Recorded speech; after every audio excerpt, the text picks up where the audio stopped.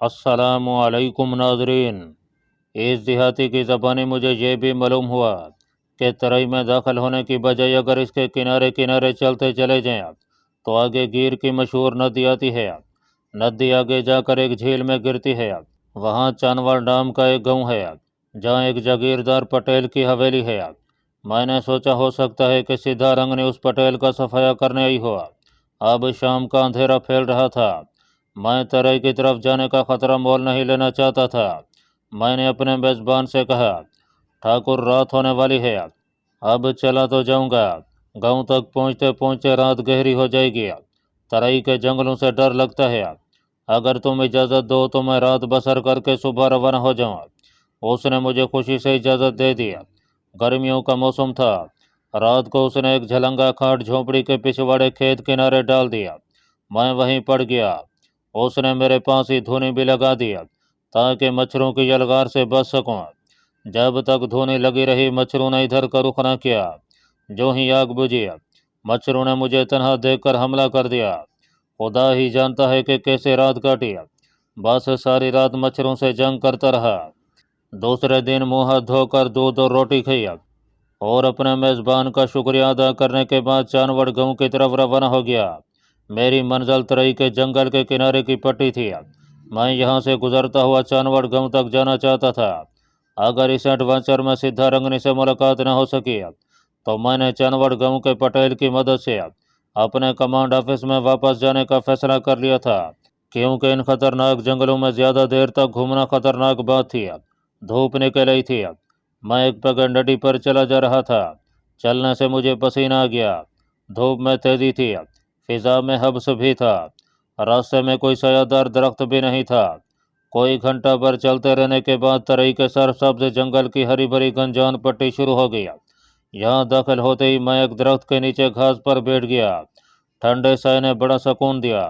मैंने आंखें बंद कर ली। थका हुआ था। वनूदगी सी तारी होने लगी। सोचा कुछ देर के लिए सो जाना चाहिए। मैं अभी नींद की वादी में दाखिल हुआ ही था कि किसी ने मेरे पाँव पर जोर से ठोकर मारी। कौन है बे तू? उठ। मैंने आंखें खोल दी। देखा कि एक ऊंचा लंबा आदमी जिसने मुंह पर अपनी पगड़ी का पल्लू इस तरह लिपेट रखा था कि सिर्फ उसकी सुर्ख आंखें ही नजर आ रही थीं, बंदूक की नाली का रुख मेरी तरफ किए खड़ा मुझे घूर रहा था। मैं जल्दी से उठ बैठा। मेरी छठी हिस्स ने मुझे बता दिया कि यह कोई डाकू है, और अगर डाकू है तो यकीनन सीधा रंगनी का साथी ही होगा। मैंने हाथ जोड़कर नमस्कार किया और मदरत के लहजे में कहा, राणा जी परदेसी मुसाफिर हूँ, जंगल का रास्ता भूल गया हूँ, यहाँ घड़ी पल आराम करने को लेट गया था। उस खूंखार आदमी ने मुझे एक और ठोकर मारी और कहा, आगे चलो। मैं उसके हुक्म की तामील में आगे आगे चल पड़ा। वो बंदूक ताने मेरे पीछे पीछे आ रहा था। हम तराई के किनारे को छोड़कर जंगल में दाखिल हो गया। ऐसा घना जंगल मैंने पहले कभी नहीं देखा था। कुछ दूर तक तो दरख्त खुले खुले थे। आगे जाकर रास्ता मिलना दुश्वार हो गया। झाड़ियाँ ही झाड़ियाँ थीं। मैं रास्ता देखने के लिए पीछे रहता तो पीछे से डाकू मेरी पूंछ से बंदूक की नाल लगा कर कहता, चलते चलो। मैं झाड़ियों की शाखें इधर उधर हटाता चलता चला गया। झाड़ियाँ खत्म हुई तो जरा रास्ता दिखाई दिया। यह जंगली रास्ता था। दरख्तों और गढ़ों के साथ साथ एक तरफ को चला जा रहा था। ऊपर दरख्तों के छतनारे इतने गंजान थे कि धूप नीचे तक नहीं पहुंच रही थी। मैं दिल में बस एक ही दुआ मांग रहा था कि खुदा करे अपने जिस सरदार के पास ये मुझे ले जा रहा है वो सीधा रंगनी ही हो। अगर कोई दूसरा डाकू निकल आया तो मेरी खैर नहीं। उसने मुझे एक जगह रुकने का हुक्म दिया। मैं रुक गया।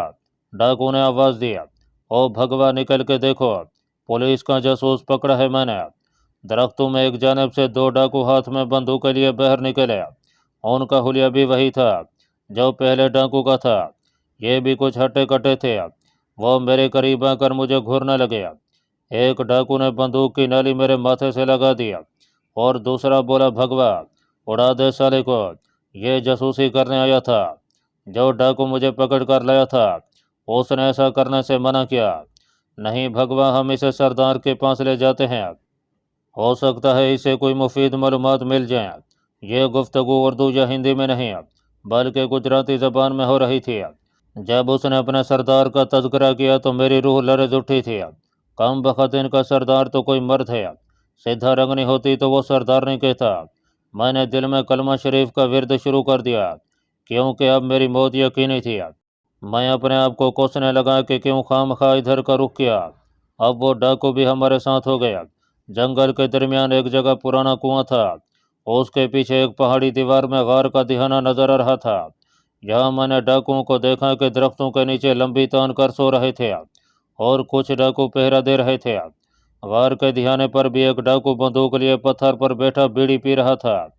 कुछ फासले पर घोड़े चारा खा रहे थे। भगवान ने यहाँ पहुंचते मेरे हाथ रस्सी से पीछे बांध दिए और कुएं की मुंडेर पर बैठने का हुक्म दिया। मैंने ऐसा ही किया। कम बखत कहीं ये मुझे कुएं में तो नहीं फेंकने लगे। मैंने सोच लिया कि अगर कोई डाकू इस नियत से मेरे पास आया तो मैं फ्लाइंग किक से उसकी खबर लूँगा। इसके बाद जो होगा देखा जाएगा। मुझे देखकर दो तीन और डाकू अपने मूँछों को तव देते आपस में फहश मजाक करते मेरे करीब आ गया। जब उन्हें भगवान ने बताया कि मैं पुलिस का जासूस हूँ तो उन्होंने मुझे गालियाँ दी और परे हटकर खड़े हो गया। भगवान डाकू ने गार के दिहाने पर जाकर आवाज़ दिया, सरदार पुलिस का आदमी पकड़ा है, क्या हुक्म है? मैं बेताबी से जवाब का इंतजार करने लगा। मेरा दिल कह रहा था कि अंदर से किसी औरत की आवाज़ आएगी, मगर कोई आवाज़ ना आई। उसकी जगह एक लंबी लंबी मूछों वाला डाकू बंदूक कंधे पर डाले निकल आया। मेरी उम्मीद की आखिरी किरण भी बुझ गई। यह सिद्धा रंगनी का नहीं बल्कि किसी दूसरे डाकू का गिरोह था। मैंने ना उम्मीद होकर गर्दन एक तरफ झुका लिया। नौ वारद डाकू ने चीख कर कहा, गधे की औलाद, अगर यह पुलिस का आदमी है तो मुंह क्या तक रहे हो इसका? 303 की गोलियां तुम्हें किस लिए दी हैं? भगवान डाकू ने 303 की राइफल को उठाया और नाली का रुख मेरी तरफ कर दिया। मेरी आंखों में एक बिजली सी कूद गई। मैं बेबस हो गया था। शायद यह मेरी जिंदगी की आखिरी रोशनी थी। मैं उछलकर एक छलांग लगाने ही वाला था कि गार से आवाज आई, सरदार कहता है इससे पहले पूछगछ करेंगे। भगवान गोली चलाते चलाते रुक गया। गार से आने वाला डाकू ने बताया कि सरदार खुद आ रहा है। मेरे जीने की कुछ उम्मीद पैदा हो गई थी। पूछगछ के दौरान मैं अपनी सफाई पेश कर सकता था और सरदार को यकीन दिला सकता था कि मैं डाकू नहीं हूँ, बल्कि मैं उसे सीधा रंगनी का हवाला देकर अपनी हिमायत भी कर सकता था। सब डाकू इधर उधर हट गया। मेरे हाथ बंधे थे। मैं कुएं की मुंडेर पर बैठा था। भगवा डाकू थोड़े फासले पर राइफल पकड़े खड़ा था। सब की आंखें गार के दिहाने पर लगी थीं। मैं भी उधर ही देखे जा रहा था कि देखिए गैब से क्या ज़हूर में आता है। इतने में खाकी पतलून और खाकी जैकेट वाला दरमियाने उम्र का डाकू, जिसके मुंह और सर पर कपड़ा बंधा था, नमूदार हुआ। उसकी सुर्ख आंखें यकूत की तरह चमक रही थीं। उसकी कलाई में एक काला सांप लिपटा हुआ था। मेरा दिल खुशी से उछलकर मेरे हलक में आ गया। यह सीधा रंगनी थी, मेरी हमदम। उसने मुझे पहचान लिया था। पहले तो वह मुझे देखती ही देखती रह गई। फिर उसने अपने सर पर बंधा हुआ रुमाल उतार फेंका। उसके सियाह बाल उसके शानों पर बिखर गया। उसने दोनों बाजू फैला दिए और चिल्लाकर कहा, रघु। और वह अपने गिरोह के सारे डाकुओं को हक्का बक्का करती लपेट कर मेरे पास आई और भगवा की तरफ गोसीली आवाज में बोली, तुम सब गधे की औलाद हो। अगर ये मर जाता तो मैं तुम सब पर इस जंगल के सांप छोड़कर हलाक कर देती। जानते नहीं हो ये कौन है? ये मेरा पतिदेव रघु है। रघु शेर से ज्यादा बहादुर और हाथी से ज्यादा ताकतवर है। फिर मेरे गले में बाजू डालकर मुझे गार में ले गया। रघु, तुम मुझे छोड़कर चले गए थे, पर मुझे तुमसे कोई शिकायत नहीं। मैं जेल तोड़कर भाग निकली थी। मैं तो तुमसे अब भी उसी तरह प्यार करती हूँ। तुमने चिता के शोलों से मेरी उस वक्त जान बचाई थी जब मैं एक कमज़ोर लड़की थी। मैंने कहा, और अब तुम एक खूंखार डाकू बन चुकी हो। वो कहका लगा कर बोली, और मुझसे महाराष्ट्र और सौराष्ट्र का बच्चा बच्चा कांपता है। सिद्धा की कलाई का सांप मेरे सीने के बिल्कुल करीब था। मैंने कहा, भगवान के लिए इसे दूर ही रखो। हंसते हुए उसने अपना बाजू मेरी गर्दन से निकाल लिया। वार में फर्श पर घास फूस बिछा था। एक तरफ दो चार कनिस्तर राइफलें और भरी हुई 3 बोरियां रखी थीं। कोने में मिट्टी के तेल की लालटीन थी। लकड़ी के 2 बक्से घास पर पड़े थे। सिद्धा ने मुझे अपने साथ घास पर बिठा लिया और बोली, तुम यहाँ कैसे पहुँच गया? तुम इतने दिन कहाँ रहे? क्या अपने मुल्क वापस चले गए थे? सिद्धा रंगनी पहले से ज्यादा वैशी और बेबाक हो गई थी और 303 की राइफल उसके कदमों में पड़ी थी। 2 खंजर उसकी कमर के साथ बंधे थे। چہرہ زیادہ سیاہ اور آنکھیں زیادہ سرخ ہو گئی تھیں، ہونٹ کھردرے کھردرے سے ہو گئے تھے۔ اس نے بھگوا کو آواز دے کر میرے لیے تاڑی منگوائی۔ پھر میں نے اسے شروع سے لے کر آخر تک اپنی ساری رودات سنا ڈالی۔ وہ کبھی حیران ہو کر اور کبھی بڑی محبت بھری آنکھوں سے مجھے دیکھتی رہی۔ کلائی والا سانپ اس کی جیکٹ پر رینگتا ہوا گریبان کی طرف جا رہا تھا۔ میں نے سانپ کی طرف اشارہ کرتے ہوئے کہا، سدھا تمہارا پہلا سانپ تو مر گیا تھا، یہ دوسرا سانپ ہے کیا؟ سدھا کی آنکھیں چمکنے لگیں۔ اس نے اپنی موٹی جیکٹ پر رینگتے ہوئے سانپ کو انگلی سے چھو کر کہا، یہ میرا دوسرا بیٹا ہے، اس کا نام ساہو ہے۔ سدھا رنگنی نے سانپ کو اپنی جیکٹ سے اتار کر اپنی گود میں ڈال لیا، اور پھر اس نے مجھے اپنا قصہ سنایا کہ وہ سدھا رنگنی سے رنگنی ڈاکو کیسے بنے۔ بڑودہ اور احمد آباد جیل میں ایک آدمی کو سانپ سے مار ڈالنے کے الزام میں پولیس نے اس پر بے حد تشدد کیا۔ اس کے خون سے سانپ کا اثر ذائل ہو چکا تھا کیونکہ اس کا سانپ بیٹا مر چکا تھا۔ سدھا رنگنی پولیس کے آگے بے بس تھی۔ اس پر طرح طرح کے ظلم اٹھائے گئے۔ سدھا کا کوئی ولی وارث تو نہیں تھا کہ اس کی پیروی کرتا، جس نے جیسا چاہا اس سے سلوک روا رکھا۔ اس کی آنکھوں میں اچانک ایک بجلی سی کوند گئی۔ بولی، بڑودہ جیل کا جیلر وہ پہلا رکشس ہے جس سے میں ابھی تک اس سے گھنونے فعل کا بدلہ نہیں لے سکی، لیکن میرے دل میں انتقام کا شعلہ روشن ہے۔ میں بہت جلد خود بڑودہ جیل جا کر اس جیلر سے انتقام لوں گی۔ پھر ایک روز میں نے ایک حوالدار کو خود اپنی مرضی سے رشوت دے کر اپنے فرار پر راضی کر لیا اور یوں ایک رات جیل سے بھاگ نکلے۔ رگو میرے پتی دیو، اس کے بعد مجھ پر قیامت کے دن اور قیامت کی راتیں گزری۔ میں نے تمہیں جگہ جگہ تلاش کیا لیکن تم کہیں نہ ملے۔ پھر بہت جلدی میں نے جنگل سے ایک سانپ پکڑ کر اسے اپنا بیٹا بنا لیا، اور یوں میں گھاگرا دریا کے پار والے جنگل کے ایک دیہات میں ناگ دیوی بن کر بیٹھ گئی۔ گھر میں ناگ دیوی بن کر اپنی عزت کے دشمنوں سے بدلہ نہیں لے سکتی تھی، اس کے لیے میرے ذہن میں ڈاکو بن جانے کا خیال پرورش پانے لگا۔ جس جنگل میں چھپی ہوئی تھی وہاں کچھ ایسے آدمیوں سے میری ملاقات ہو گئی جو یا تو قتل کر کے بھاگے تھے یا جیل توڑ کر اس جنگل میں پناہ گزین ہو گئے تھے۔ میں نے انہیں اپنے ساتھ ملا کر ایک گروہ بنایا اور خود ان کی سردار بن گیا۔ میں نے انہیں کہہ دیا کہ مجھے سردار نے نہیں بلکہ سردار کہہ کر پکارا جائے، کیونکہ میں اصل میں ایک سانپ ہوں جو انسان بن کر عورت کی شکل میں ظاہر ہو گیا ہوں۔ یہ ضعیف الاعتقاد لوگ تھے، مجھ پر جان نچھاور کرنے لگے۔ اب میں نے چن چن کر ان لوگوں سے بدلے لینے شروع کر دیے جنہوں نے قید کے زمانے میں مجھ پر طرح طرح کے ظلم اٹھائے تھے۔ میں نے ان میں سے کسی ایک کو زندہ نہ چھوڑا۔ میں نے بڑودہ کے جیلر ڈسائی کو بھی تلاش کیا مگر وہ چھٹی لے کر مدراس کی طرف نکل گیا تھا۔ مجھے مرد کی ذات سے نفرت ہو گئی تھی۔ میں نے کئی ایسے مردوں کو خون میں نہلا دیا جو عورتوں پر ظلم کرتے تھے۔ رائفل میرے ہاتھ میں آتی تو میری انگلیاں تھرکنے لگتی اور میں دھڑا دھڑ فائرنگ شروع کر دیتی۔ سدھا رنگنی تاڑی سے بھری ہوئی 3 کٹوریاں خالی کر چکی تھی۔ وہ کبھی کہہ لگاتی، کبھی اپنے دشمنوں کو یاد کر کے اس کی آنکھوں سے چنگاریاں جھڑکنے لگتی، کبھی کہتی، رگو تم مجھے اکیلا چھوڑ کر کیوں چلے گئے تھے؟ تم مجھے دھوکہ دے گئے تھے۔ مجھے اس ڈاکو عورت سے خوف آنے لگا تھا۔ اب وہ قاتل بھی تھی لیکن اس میں کسی قسم کی شک کی گنجائش نہیں تھی کہ وہ مجھ سے ویشیوں کی طرح کا پیار کرتی تھی۔ میں نے کہا، سدھا میں خود جیل میں تھا، کیا کرتا؟ بڑودہ ریلوے اسٹیشن سے تمہیں چھوڑ کر بھاگا تو احمد آباد میں پکڑ لیا گیا، کئی ماہ جیل میں پڑا سڑتا رہا، پھر فرار ہو کر بھاگا تو کشمیر کی طرف نکل گیا۔ میں مجبور ہو گیا تھا سدھا رنگنی مسکرائی، میرا ہاتھ اپنے کھردرے ہاتھوں میں تھام کر بولے، رگو تم میرے پتی دیو ہو، میں دل سے تمہیں اپنا پتی مان چکی ہوں۔ مگر رگو وہ چپ ہو گئی، اس کی آنکھوں میں ایک عجیب سی دل گداز چمک آ گئی۔ کہنے لگی، رگو اب سانپ ساہو میرا بیٹا ہے، میرے خون میں اس کا زہر مل چکا ہے۔ مجھے افسوس ہے کہ اب تم میرے ساتھ تعلقات قائم نہیں کر سکتے کیونکہ تم میرے زہر سے ہلاک ہو جاؤ گے۔ بھگوا ڈاکو ہمارے لیے تاڑی کا مشقہ لے کر اندر آیا تو سدھا نے اسے گجراتی میں گالی دے کر کہا، لے جاؤ اس ماں کے مٹکے کو، میرا پتی دیو آیا ہے، اس کے لیے ہرن کا گوشت پکاؤ۔ بھگوا چپکے سے سلام کر کے واپس چلا گیا۔ سدھا نے مسکرا کر کہا، یہ لوگ مجھے اپنا سردار ہی نہیں بلکہ کالی دیوی کا اوتار بھی سمجھتے ہیں۔ میں نے انہیں یقین دلایا ہے کہ اس دھرتی کے سارے سانپ میرے بیٹے ہیں۔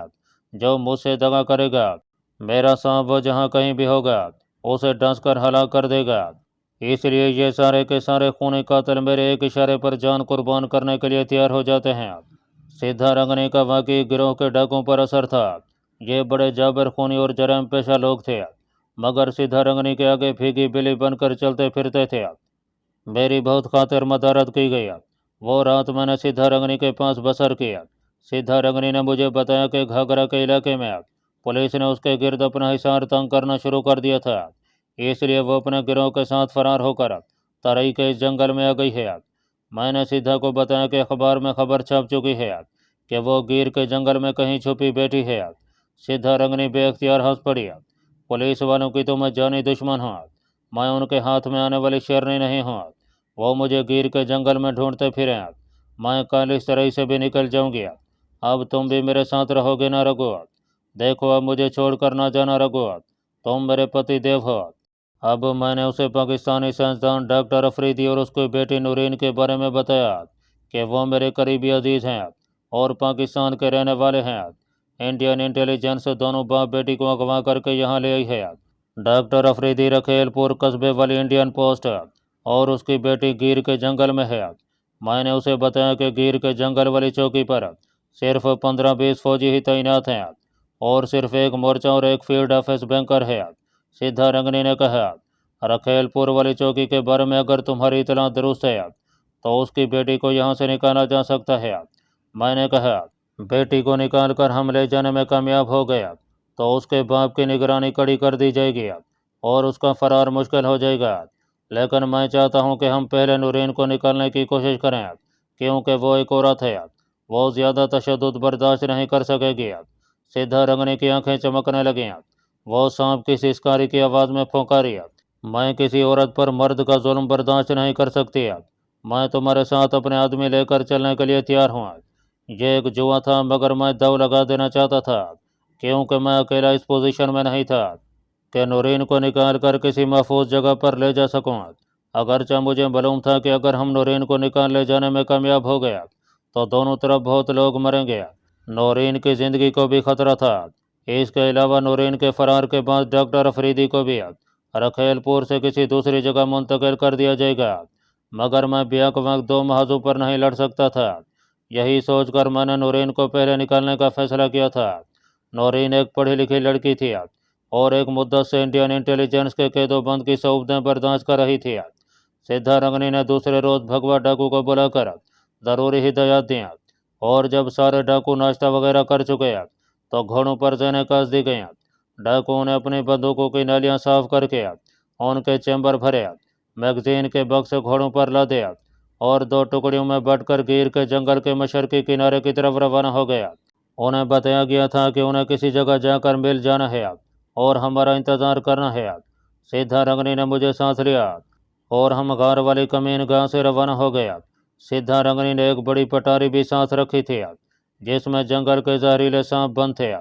राइफल उसके कंधे पर लगी थी और मैगजीन की पेटी कमर के साथ बंधी थी। उसने नीले रंग का ठाटा बांध रखा था और सिर्फ उसकी नाक और आंखें ही नजर आ रही थीं। तराई के घने जंगल से निकलकर हम ऊंची नीची छोटी छोटी टेकरियों वाले मैदान में आ गया। हमने ये तय कर रखा था कि अगर सीधा रंगनी नूरीन को निकालने में कामयाब हो गया तो वो उसे लेकर तराई के जंगल वाले गार में छुप जाएगी और मेरा इंतज़ार करेगी, क्योंकि मुझे हमला शुरू होने के बाद वापस रखेलपुर की तरफ भाग जाना था ताकि मुझे कोई फौजी देख ना ले और मैं रखेलपुर कमांड ऑफिस में जाकर कैप्टन सिंह के सामने पेश हो सकूँ और मुझ पर शक न किया जाए।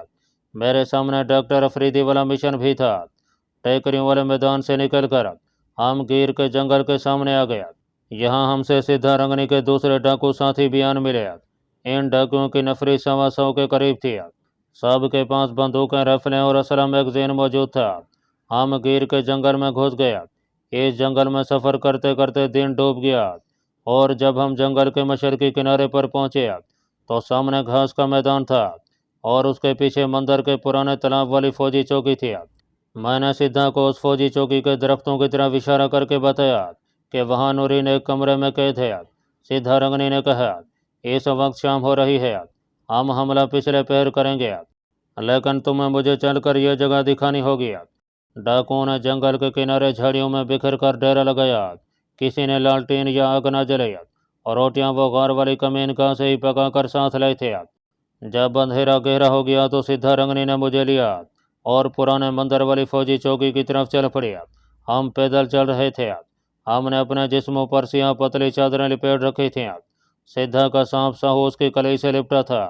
ایک ریوالور اس نے اپنی پیٹی میں اڑس لیا تھا۔ میں نہتا تھا۔ اونچی اونچی گھاس کے میدان آسمان پر کھلے اولین رات کے ستاروں کی روشنی میں مٹیالے مٹیالے لگ رہے تھے۔ ایک کھئی عبور کرنے کے بعد میں سدھا رنگنی کو چھوٹے سے ٹیلے کے پیچھے لے آیا۔ یہاں سے مندر والی چوکی زیادہ دور نہیں تھی۔ بینکر اور لنگر خانے کے باہر کی بتیاں روشن ہو چکی تھیں۔ درختوں کے نیچے جو نیا کمرہ بنا تھا اور جس میں نورین قید تھی، اس کی ایک بھی دیوار ہماری طرف تھی۔ دیوار کے کونے پر بھی ایک بلب جل رہا تھا۔ میں نے ایک طرف اشارہ کر کے کہا، سدھا وہ سامنے بتی بنکر کی ہے جہاں صوبیدار میجر بیٹھا ہے۔ اس کے باہر دائیں جانب مشین گن کا مورچہ ہے۔ سامنے والی بتی لنگر خانے کی ہے۔ سب سے پیچھے اور ہمارے قریب جو دیوار پر بلب جل رہا ہے، اس جگہ میری رشتہ دار نورین قید ہے۔ سدھا رنگنی کی سانپ جیسی آنکھیں اندھیرے میں بھی بڑے اعتماد سے ایک ایک چیز کا جائزہ لے رہی تھیں۔ اس نے پوچھا، اس کمرے کے باہر کتنے سپاہی پہرا دیتے ہیں؟ میں نے اسے بتایا کہ کمرے کا دروازہ دوسری جانب ہے اور دروازے کے باہر 2 سنتری ڈیوٹی پر ہوتے ہیں۔ اس کے علاوہ تو کہیں مشین گن نہیں لگی۔ میں نے کہا، میرے مشاہدے کے مطابق تو کسی دوسری جگہ مشین گن پوسٹ نہیں ہے۔ سدھا مسکرا دیا، اور اگر دوسری مشین گن نکلی تو وہ میرے سارے آدمیوں کو بھون کر رکھ دے گی۔ مگر رگو تم میرے سوامی ہو، میں تمہارے لیے سب کچھ کر سکتی ہوں۔ وہ مجھے واپس لے آئی۔ گھاس کے میدان سے گزرتے ہوئے اس نے بتایا کہ وہ ایک گولی چلائے بغیر اس چوکی کو فتح کرنا چاہتی ہے۔ میں اس کا منہ تکنے لگا۔ وہ بولی، رگو، یہ جگہ رکھیل پور والی فوجی چوکی سے زیادہ دور نہیں ہے۔ یہاں گولیاں چلیں تو وہاں تک ان دھماکوں کی آواز ضرور پہنچے گی، اور صوبیدار میجر بھی پیچھے اطلاع کر دے گا کہ چوکی پر حملہ ہوا ہے۔ وہاں سے بھاری کمک پہنچ جائے گی اور ہمارا مشن ناکام ہو جائے گا۔ سدھا رنگنی ایک انتہائی تجربہ کار جرنیل کی طرح باتیں کر رہی تھی۔ میں نے اس نکتے پر غور ہی نہیں کیا تھا۔ میں نے پوچھا، پھر تم اپنا گروہ ساتھ کیوں لے آئی ہو؟ سدھا بولی، میرا خیال تھا کہ یہ چوکی رکھیل پور کمانڈ پوسٹ سے زیادہ دور ہوگی، لیکن ایسا نہیں ہے۔ ہمارے ایک حملہ کرنے سے تمہاری نورین کو نکالتے نکالتے رکھیل پور سے فوج کے 10 سے یہاں پہنچ جائیں گے۔ میں اس مقصد کے لیے اپنے وفادار سانپوں کی پٹاری ساتھ لائی ہوں۔ سدھا رنگنی نے مجھے اپنا سارا منصوبہ سمجھایا۔ گیر کے جنگل میں داخل ہوتے ہوتے رات گہری ہو گئی تھی۔ ڈاکو اندھیرے میں درختوں کے درمیان پڑے تھے۔ کسی جگہ موم بتی کی روشنی بھی نہیں ہو رہی تھی۔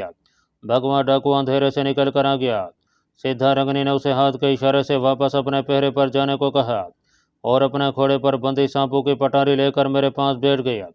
اس نے اپنی جیکٹ کی جیب میں سے ایک رومال نکال کر اسے میرے بازو پر رگڑا اور پھر سانپوں کی پٹاری کا ڈھکنا اٹھا کر اسے اندر ڈال دیا۔ اندھیرے میں مجھے سانپوں کی پکار کی آواز سنائی دیا۔ سدھا رنگنی نے رومال باہر نکالا اور پٹاری بند کر کے بولی، اب ان سانپوں نے تمہارے جسم کی بو لے لی ہے۔ اس رومال میں میرے جسم کی بو بھی شامل ہے۔ اب یہ سانپ تمہیں کچھ نہیں کہیں گے۔ انہیں میرے گروہ کے سارے آدمیوں کی بو کا بھی احساس ہے۔ یہ آدم خور سانپ ہیں۔ سانپ آدمی کو اس وقت تک نہیں ڈستا جب تک کہ آدمی اس پر حملہ نہ کرے، لیکن ان سانپوں کو میں نے خاصی تربیت دے رکھی ہے۔ یہ انسان کے دشمن ہیں اور اس کی بو پر لپکتے ہیں اور اسے ڈس کر ہلاک نہ کر دیں تب تک چین نہیں لیتے۔ انہیں سوائے میرے آدمیوں اور اب تمہارے ہر انسان کے خون کی پیاس رہتی ہے۔ جو کام میرے ساتھیوں کی ریفلوں نے کرنا تھا، اب وہ کام یہ میرے وفادار سانپ ساتھی کریں گے۔ اب تم میرے ساتھ ہو۔ مجھے سدھا کی اس سانپوں والی اسکیم پر کوئی زیادہ بھروسہ نہ تھا، لیکن میں اس کے آگے انکار بھی نہیں کر سکتا تھا۔ علاوہ ازیں میرے سامنے دوسرا کوئی راستہ بھی نہیں تھا۔ میں خاموشی سے اس کے ساتھ چل دیا۔ اس بار جب ہم رات کے اندھیرے میں اونچی اونچی ہاتھی چھپاں گھاس والا میدان عبور کر رہے تھے تو ہمارے ساتھ سانپوں کی پٹاری بھی تھی جس میں انتہائی مہلک 12 آدم خور سانپ تھے۔ میدان میں چلتے چلتے آخر ہم اس جگہ پہنچ گئے جہاں بیٹھ کر میں نے سدھا کو انڈین آرمی کی چوکی اور نورین کے کوارٹر کا مشاہدہ کرایا تھا۔ آرمی پوسٹ کی بتیاں اسی طرح روشن تھیں۔ کسی سنتری کی آواز رات کے سکوت میں ابھری۔ وہ اپنے کسی ساتھی کو پکار رہا تھا۔ سدھا نے سانپوں کی پٹاری گھاس پر رکھ دیا۔ وہ آلتی پالتی مار کر بیٹھ گیا۔ اس نے سانپوں کی پٹاری کو کھولا تو 12 کے 12 سانپ پکارنے لگے۔ شاید انہیں کچھ فاصلے پر پوسٹ کے 15-16 فوجیوں کے خون کی بو آ رہی تھی۔ سدھا بولی، میرے सांपों ने फौजियों की बू पाली है, अब ये उन्हें डसने को बेताब हैं। उसने सांप की पटारी हाथों में उठा लिया, उसका रुख फौजी पोस्ट की तरफ किया और उन्हें अंधेरे में घास पर उलट दिया। सांप घास में गायब हो गए। सिद्धा ने कहा, अब ये सांप इंसानों की बू पर इन फौजियों के पास पहुंच जाएंगे जो पोस्ट पर मौजूद हो सकता है। उनमें से कुछ मारे भी जाएंगे, लेकिन ये किसी इंसान को जिंदा नहीं छोड़ेंगे। मैंने कदरे परेशान होकर कहा, फिर तो ये नौरीन को भी डस लेंगे।